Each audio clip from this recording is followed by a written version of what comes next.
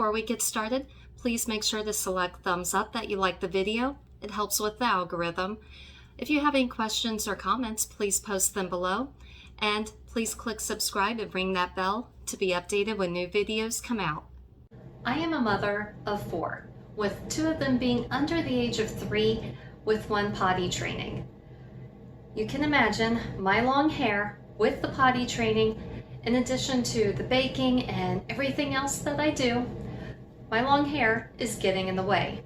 Now, regularly, I typically just use braids, my old trusty elastic hairband, and pull my hair up, pull my hair back.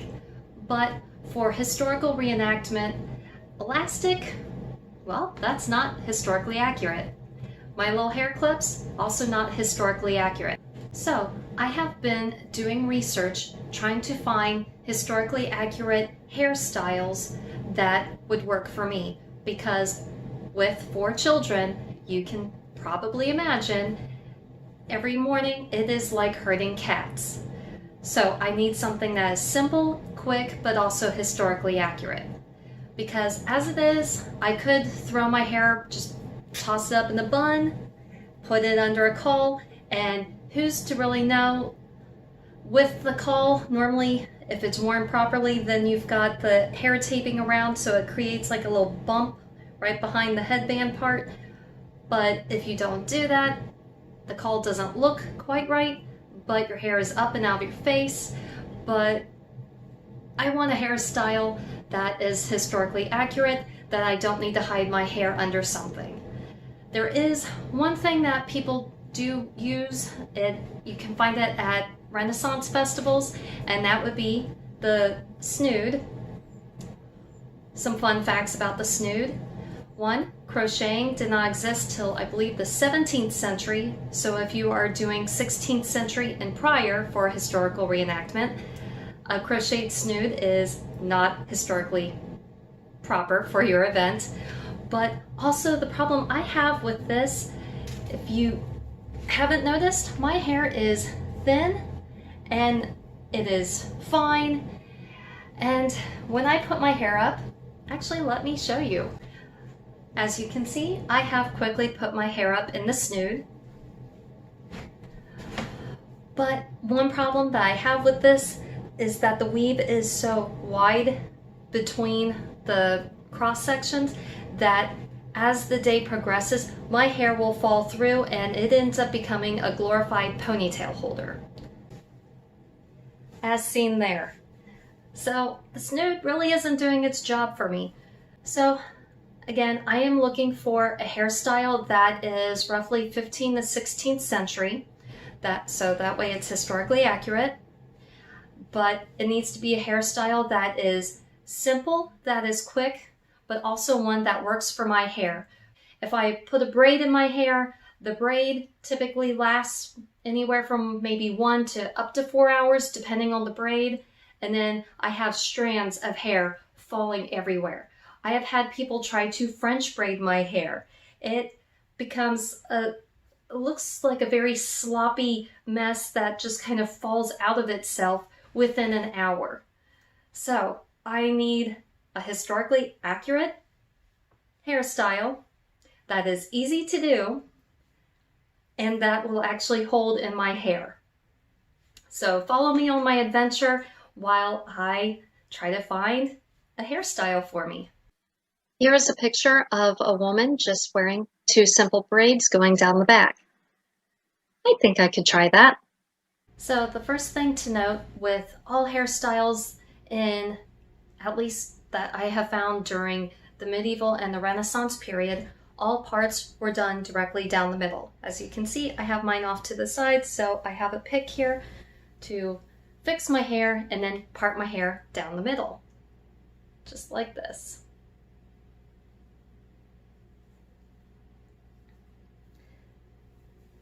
So before I start braiding my hair, I want to get my historically accurate hair tie ready. So first I have a needle. This is a bent packaging needle. You just need a large needle with a blunt end. And then I have some thin yarn here. With the yarn here, historically speaking, wool, flax, or cotton was spun and then that created the string. This is just yarn that I picked up at the store, so maybe not exactly historically accurate for the moment, but right now I'm working on hairstyles, and then I'll work on period hair ties. So for now, I believe this is probably synthetic, but it will do. Also, just a side note, I am using red mainly so that way it can show up in my hair. Hopefully it'll show up in my hair. That way you can see what I've done. So first, on one end, you are going to thread your needle. And if you are not able to get the yarn to go straight through the eye, then the other thing you can do is to take the end and fold it like this, and then push the fold through the eye.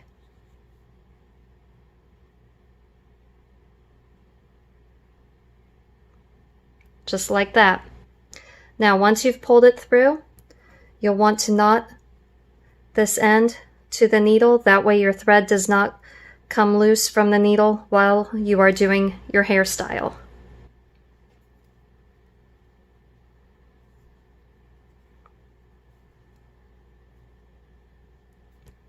And I'm just doing a couple simple knots here. So to show you that one more time, I'm crossing the string over like that. This is, the little tail is on the bottom, and I'm folding it up and over the top, through the center, pushing it through, and then pulling tight. Now, on the other end of the string, you want to create a slip knot. To create a slip knot, you will hold your tail in one hand, and then, as you can see, I have a U shape right now. Now you'll take your string, crisscross it, and then this part right here, I'm going to bend up and into the circle. And now I have created my slip knot. See? I can pull it big. I can pull it the other way and make it small. This is what the needle will go through, like this. So the needle will go through the slip knot, and then you'll pull it tight, and that's what secures this to your hair. To begin making 2 braids, first I'm going to use my pick. You can also use a comb, and how I have my part down the middle, I'm just going to take the pick here and continue the part all the way down the back of my head. Let me show you on the back side here, where I have taken the pick and gone down my hair. So I have half of my hair on one side and half on the other side. And just to make sure everything is nice and smooth here, I'm going to comb it out. Now, to do a simple braid, you want to divide your hair into thirds. So I have one section here. I'm going to stick my finger in the middle here, and now I have 2 sections here. And from here, you're just going to crisscross the strands.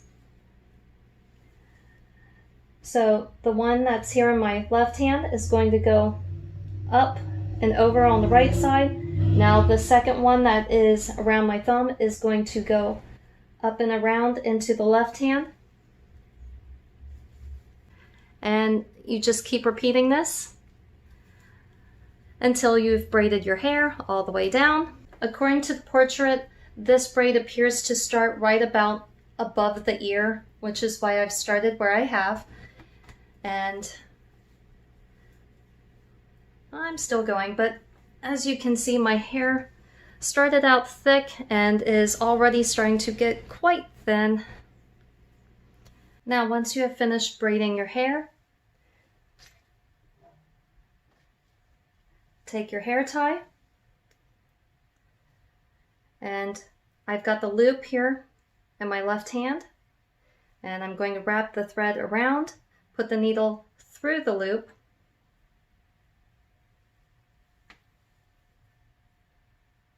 and then just pull everything tight. Now that I've pulled my slip knot tight, and now I'm going to use the needle and I'm just going to stick it through the braid and pull it around. Stick it through again. Think of this like sewing the thread to your hair. And then I'm going to wrap the thread around a couple of times, stick the needle through the hair again, continuously pulling tight.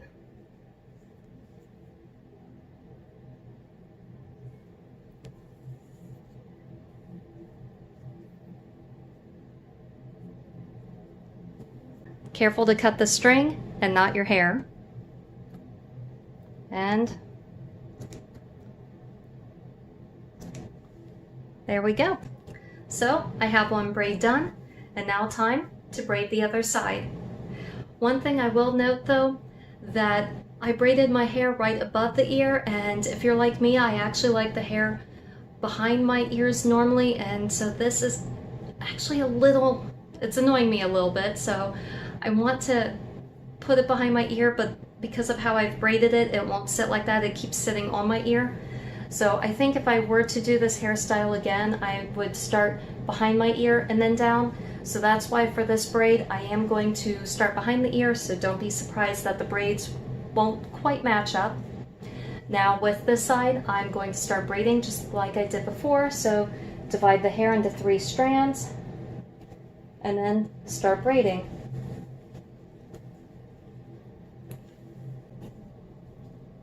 And now that I'm getting near the end of my hair, this is where I should have prepared my thread ahead of time and just realized that I did not prepare another string as I showed you with this one. And so I have nothing to secure my braid with. So at this point, this is where I would either, to keep the tension in my braid, where I would either hand my braid to someone else to hold this while I created my string with the slip knot, or if I weren't talking with you, I would put my hair in my mouth, because again, I'm trying to be historically accurate here, because I really, in a modern setting, I would use a hair clip, but again, trying to find a historically accurate way to do things. So I don't have anyone here, so I guess I'll have to put my hair in my mouth. Be right back. And now that I have my thread ready, I've got the slip knot here in my fingers, I've got my needle here, and I'm just going to stick the needle through the slip knot and pull everything tight. And same as before, I'm just going to wrap this around and stitch it in place. So putting the needle through the hair again.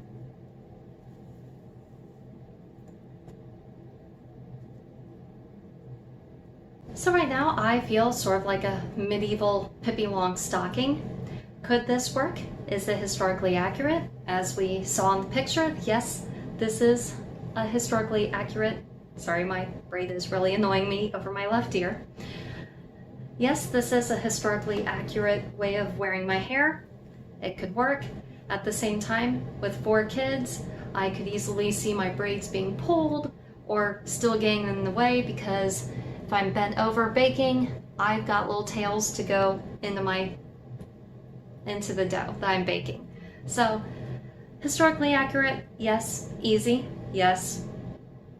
But does it work for what I need it for? Not really. On to the next hairstyle. On the left-hand side is a picture of a girl with braids that were braided from about the ears, probably about the ears down, maybe the temples down.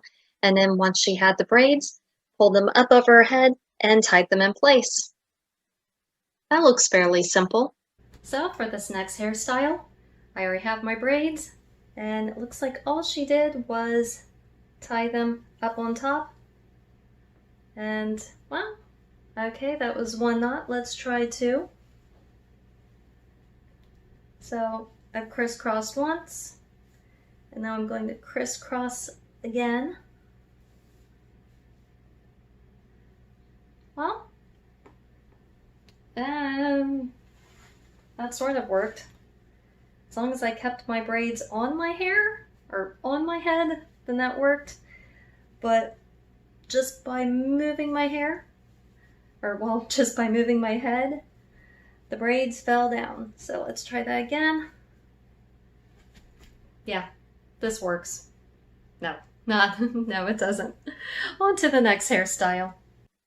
On the right-hand side is, you can see in the painting where the women have taken the braids, braided from about the temples down, and the lady on the far right side, it looks like the braids just go down and probably are folded and sewn up. But then if you look, you can see the back of the lady's head and where the braids go down instead of just being braids at the front on the either side of the face, and that's it. You can actually see where braids go down and around the bottom, right above the neck at the base of the hairline. Here's another example of that same hairstyle. You can see where the braids start from about the temples down and then curve back up a little bit underneath, so probably stitched a little bit there, but rather than just being braids and that's it on either side of the face, you can see in the red circle a hint of the braid going back and going right along the bottom of the hairline, right above the neck, and that's where the ends of the braids are.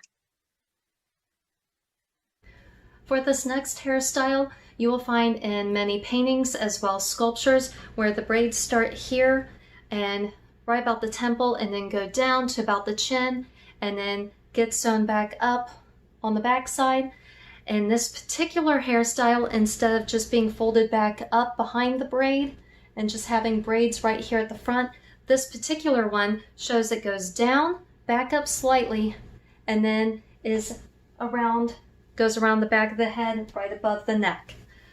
So rather than cutting my hair ties out and rebraiding my hair, although that's what I should do, first I want to see if this hairstyle would even be possible before I take the braids out and do it again. So first, just pretend that right here is a temple braid going down, and then I want to see, because I've actually never done this before, I've seen people do it, I've seen videos and where people have taken pins and then they just hold the braid in place like that.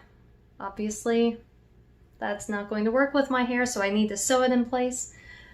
So first, because in the sculpture there, it went down and then back up a little bit before it went around the back of the hair. I've got my hair tie with the slip knot ready. And let's see if I actually I'm going to go from the back side. Let's see if I can make this work. Okay, so what I'm going to do is I'm going to go from the back side or the underneath side, however you want to phrase it, stick my needle through my hair, pull, but I'm not going to pull too tightly because I want my slip knot on the other side. So now that I've got it here, I'm going to stick my needle back through both braids like that. Now I'm going to find my slip knot.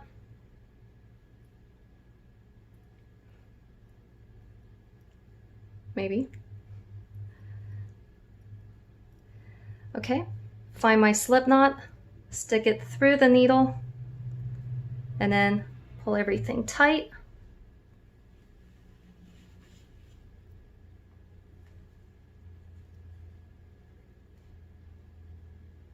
I'm probably going to do that 1 or 2 more times just to secure everything. Now that I've stuck the strand through both braids a couple of times, now I'm going to start sewing my hair back along the back of my head. So with this, I'm going to take the needle. And I'm going to go down and up. And I'm just going to wrap my string around the braid.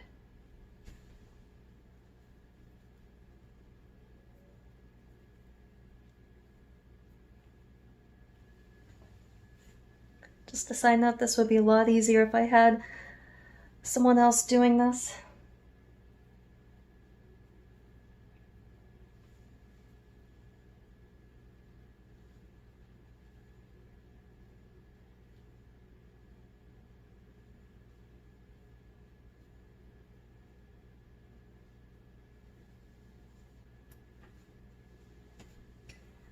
And as you can tell, I'm just going by feel here because, well, I don't have eyes in the back of my head. So hopefully this turns out okay. Well, it's probably not pretty, but again, this is just an experiment. Looks like I would probably need a few more strands to tie it up right here.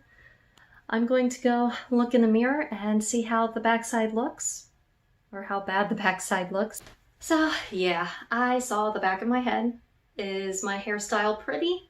Not really, but it is historically accurate and it gets my hair back and up and out of the way. Is it quick? Yeah. It could be better, it could be worse, but it's still not pretty, but something I would definitely need to work on. But this might be a possibility. I'll just need to work on it. But for now, let's try out a new hairstyle. One quick thing though with this hairstyle, and I fear I will run into it regardless of what hairstyle I use. I don't know how well it'll show up on camera, but if you can see, I have a bunch of straggly bits here and I have hair already coming out of the braids, and I'm sure as the day wore on, if I wore this all day long, I would have hair just going out everywhere. And later on in this video, I will discuss historical possibilities for keeping my hair contained in a braid rather than just going out everywhere. Here are a couple of examples from the 15th century, and in the 14th century I found examples with braids. In the 15th century it looks like braids either were not as fashionable or at least were not as prominent in paintings. And both of these examples, it looks like the ladies just simply have their hair, rather than braided, just pulled, and like with me, I'm actually kind of twisting my hair here, and then from that they could then take the lacing and tape their hair.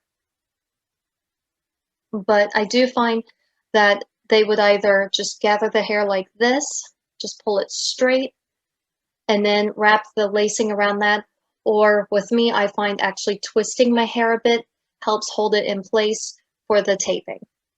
On the left-hand side is a painting of the Catherine of Aragon, and this was painted roughly about 1496, and this painting is in a museum in Madrid.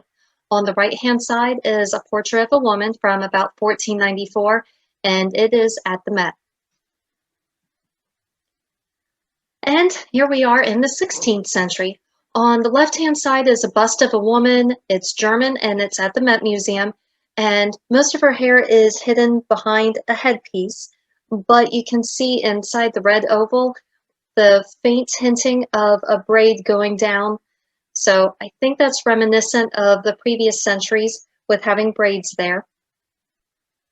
On the right-hand side is a reliquary bust of a female saint. It's from the Netherlands and it is at the Met Museum. And with this one, you can see braids going down, braids crisscrossing around her head, going down to the ears, and then back up. She has a lot of hair to braid. On the left-hand side is another example of, this one is a reliquary bust of a companion of St. Ursula, and to me, her hair with the braids going down and back up around the face and braids down looks similar but different to this reliquary bust on the right side. So similar but different, so braids going down and back up and braids going down. On the right side is a portrait of a woman, and this portrait says it's from about 1557 to 1602. So somewhere in that 50-year time range. And this portrait is at the Met Museum. And with this lady, it looks like she simply has her hair braided, and it looks like there are ties on top. So my guess is she probably braided her hair and then taped her hair to her head. And if you have questions about hair taping, I have a video that I did just on hair taping, and I will post that link in the comments below.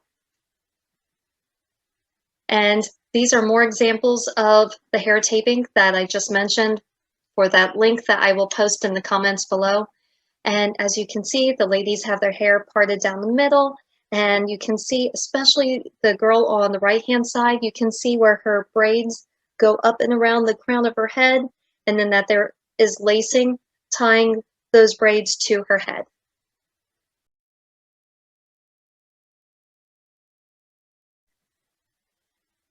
And if you're really not into braids, on the left-hand side it just looks like it's simply hair tied into a bun. Based on the side profile, it looks like it may have been maybe just one ponytail that was braided, wrapped around, and then kind of laced into a bun.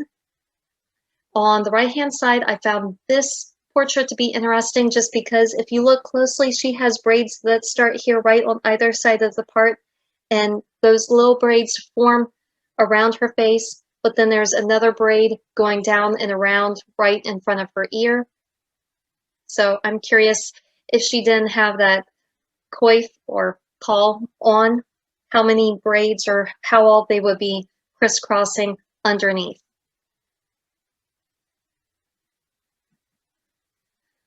Here's another example of hair taping. With this, it looks like the hair is just straight, it's not twisted. And so just take the hair straight like this, and then take your lacing, and then just spiral lace it around your hair.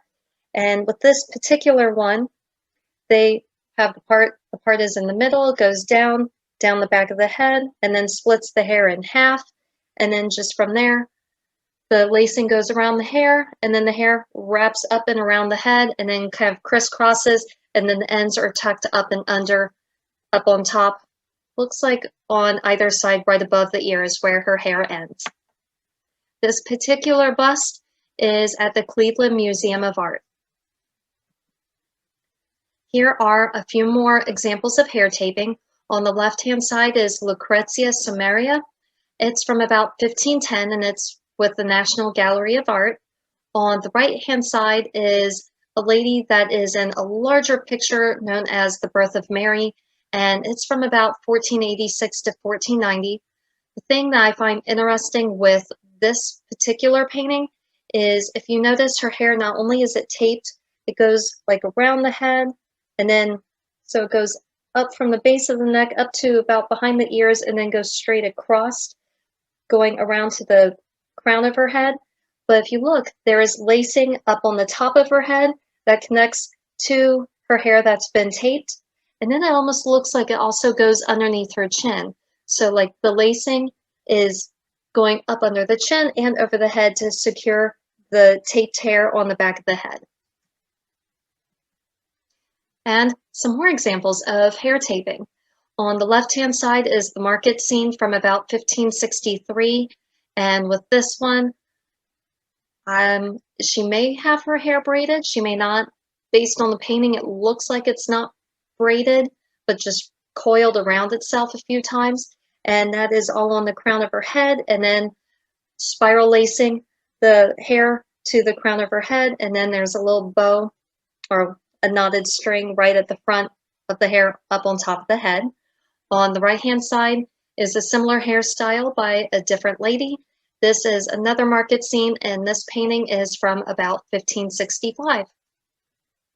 So if you're like me and your hair is thin, it's straight, it's baby fine, as you can see on the left-hand side, my hair braided is no more than an inch thick.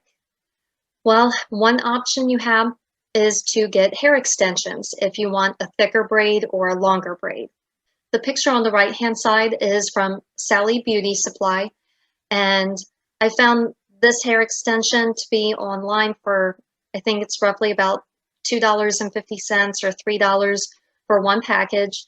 And with that, you would take the hair out, divide it into 3 strands, then take those strands, fold it in half, and you would knot those strings together using the Prantha method. If you do not know what that method is, I will include a link in the comments below on a tutorial on exactly how to do that kind of knot. And once you have your hair extension ready to go, then you would merge it into the braid. Just make sure you put the knotted end on the inside so that no one sees the knots sticking out of your hair. Or another option is this right here. It is a false braid made from padded cloth tubes. It's from about the 15th to the 16th century, and it's German. I don't know about wearing cloth tubes to look like hair on my head. I guess I would rather wear hair extensions so I have fake hair that looks like real hair rather than cloth tubes. But just know that this is an option if this is what you would like to do. Here are some suggested hair accessories. On the left-hand side are brass pins. This is from the Dark Victory Armory. It's on Etsy. In the middle, some U-shaped hairpins, and on the right, a hair lacing kit by the Tudor Tailor. Again, these are just suggested hair accessories depending on how you wish to style your hair. According to the Complete Anachronist, issues number 144 and 145, there is a hypothesis about flaxseed gel that may have been used to help with braiding ladies' hair. The thing with using flaxseed gel, it takes patience trying to work it into your hair, and you might need a wide tooth comb when using it. Just think of the flaxseed gel as the medieval version of, say, like hair gel or hairspray. It's a product that was used or may have been used to help keep your hair in the hairstyle that you wanted it in. Some other accessories that were found during the Renaissance. On the left-hand side is it's a little picture that's part of a bigger picture. It's called St. Matthew the Evangelist. It's from 1478, and it's in a museum in Madrid. And I have highlighted the part where if you look on the right side of the picture, you can see it's a comb that has teeth on both sides. One side, the teeth are more spread apart, and then the other side, the teeth are more closer together. The side with the teeth that are further apart, think of that like a pick. That would be something you would use to help comb out all of the knots in your hair. And then once you have combed out all of the knots, the other side of the comb with the teeth that are closer together, that would be something that you would use to help, if you had lice, help remove any possibility of having lice in your hair, so a very fine tooth comb. But it also helps spread the oil from the scalp and spread it down through your hair. On the right-hand side is a picture of a lady. It's the portrait of Elizabeth Vernon, who was the Countess of Southampton. This painting is from about 1600, and you can see her using that specific type of comb. You can see the one side has wide teeth, and then she is using the side of the comb with the teeth that are close together. If you have questions, here's my Works Cited page and more Works Cited page. And a quick side note, these knots work really well with your hair because no matter how hard I try to pull, I'm really not getting anywhere. It's not coming out. So if you use scissors, be careful to cut the string and not your hair. Thank you for watching. If you have any questions, please feel free to ask. Post them in the comments below. Remember to select thumbs up if you like the video. And as always, please subscribe.